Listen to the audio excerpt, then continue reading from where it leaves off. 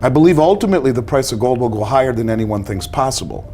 It is the only other tier one asset. The central banks who are suppressing the price so that they can massively accumulate it understand this. And ask yourself this question. If the most well-funded and well-informed traders in the globe for 2 years running have bought more gold than at any time in history of central banking, India imported 400 million ounces of silver over the last 2 years. That's double what's on COMEX. When you talk about how high will it go and when will it go, I don't know when it will go, but you can see that the biggest, smartest money in the world is positioning themselves before it happens. And we will wake up on a Monday morning and bang, the price will be so much higher for whatever reason, and it's just the Western market being rendered a scam. Gold surged to a new all-time high above $2,300 on Thursday, capitalizing on a weakened U.S. dollar influenced by buying. The Institute for Supply Management's disappointing services PMI report. According to the latest ISM data, the Services Purchasing Managers Index dropped to 51.4% in March, below expectations of 52.7% and the previous reading of 52.6%. Sub-indexes, such as new orders, supplier deliveries, and prices, also saw significant declines from February's levels, falling to 54.4%, 45.4%, and 53.4%, respectively. The U.S. Dollar Index, DXY, tracking the dollar against 6 major currencies, has shown persistent weakness since dipping below 105 earlier in the week, despite 10-year Treasury yields inching up to 4.36%. Typically tempering demand for non-yielding assets like gold, the precious metal has continued its upward trajectory over multiple trading sessions. Renowned bullion dealer Andy Schectman anticipates a substantial climb in gold and silver prices throughout 2024, driven by factors predicted by central banks 2 years ago. These factors encompass shifting geopolitical dynamics,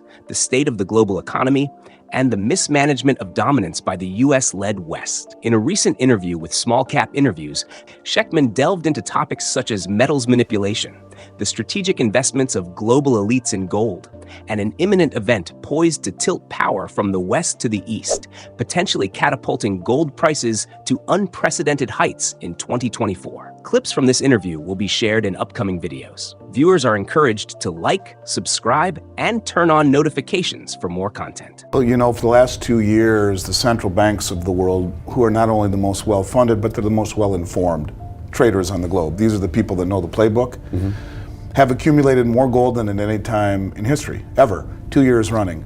And, you know, when you realize that gold is reclassified the world's only other tier one asset, they are using the suppression of the Western paper markets against us. They're the ones accumulating all the gold and silver.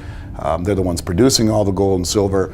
And it's interesting, I've, for the last few years, talked at length about how the exchanges are being bled dry, accumulating all the gold and silver through delivery off the London Metals Exchange, off the COMEX, off even the Shanghai Gold Exchange, backdooring the ETFs. Massive accumulation. And they're using this Western paper price that is hugely, hugely rehypothecated and hugely suppressed. And they're using it to their advantage. And now they're beginning to slowly turn up the heat. In Shanghai, right now, the price of silver is roughly 10 to 11% higher than it is in London and in COMEX, on COMEX, where it's about $2.50 higher. Creating arbitrage. Gold has been between $60 and $140 per ounce higher in Shanghai than it is in London or on COMEX, creating arbitrage, slowly turning up the heat where traders who have access to those markets will buy in London or on COMEX and sell it for delivery in Shanghai. And just so people understand, just to be clear on something, how do they suppress the price? This is not too long, actually. If I have 5,000 ounces of gold in my warehouse, I will sell 5,000 ounces on COMEX so that I'm market neutral. One goes up, one goes down commensurate. If I have 5,000 ounces in my warehouse and the price drops by $100 an ounce, I'm out $500,000. But what I sold short on COMEX goes up the exact same amount. I'm market neutral with my inventory. Right. And I asked my head trader not too long ago, what does it cost for us to buy a COMEX contract for hedging?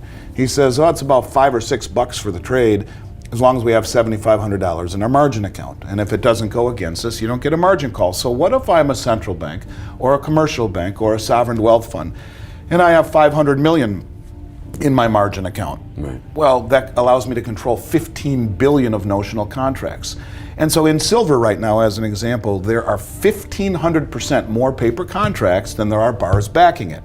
In other words, there's 15 times more paper than there is bars. And so if everyone stood for delivery, 14 of them get cash settled. This is exactly what the Hunt brothers noticed in 1980. You will see the price setting mechanism at some point shift eastward to the Shanghai exchange, to the Dubai exchange, to the Moscow exchange, where the countries who are accumulating it all and producing it all and valuing it the real way are no longer beholden to a system that is rehypothecated, that is suppressed by a handful of commercial banks for less than, let's just say, less than pure reason. And so I don't know when it happens, but I will tell you in my belief it goes higher than anyone thinks possible. And I'm not selling this to get rich. I'm saying this is wealth that the central banks understand and realize.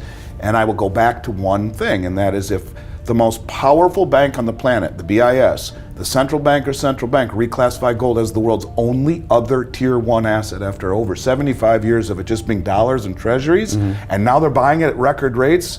What does that tell you? That there will come a moment when they let it free, when the suppression is no longer available to do. And if you naked short and suppress a market when the whole world is trying to go after it, it's a very dangerous proposition. So the manipulation is ending, the accumulation is increasing, and real price discovery will come. I don't know if that's in 2024 or 2025 or next week, but I do think that ultimately it will, and you can see that if you just take a step back and realize what these very, very smart, and not even smart, well-informed traders and players are positioning themselves for. Andy predicts the imminent demise of the long-standing price manipulation that has afflicted the precious metals sector for decades. Large commercial banks in the U.S. have persistently manipulated the metals market to shield the true value of the dollar from the American public. According to Andy, gold and silver represent the essence of true currency, akin to God's own money. Once their prices break free from suppression, Americans will come to realize the considerable devaluation of the world's reserve currency since the inception of the Federal Reserve. Andy foresees this transformative shift occurring sooner than anticipated, spurred by other nations discerning the vulnerabilities of the U.S. dollar-led monetary system. These nations are gradually distancing themselves, setting the stage for a seismic event that could suddenly dismantle the entire system. Returning to Andy's interview, he expands on the precarious situation within the United States and cautions investors about two significant events that could disrupt the global order in 2024. But the 2022 balance sheet for the U.S. government showed $155 trillion in debt, $34 trillion on balance sheet. The rest, like Social Security, which is $77 trillion underfunded, Medicare, Medicaid, government military pensions, put us at over $155 trillion in debt, and they showed $5 trillion in assets. The biggest asset, 40% of our assets, is student debt at $1.6 trillion. We are insolvent, we are broke.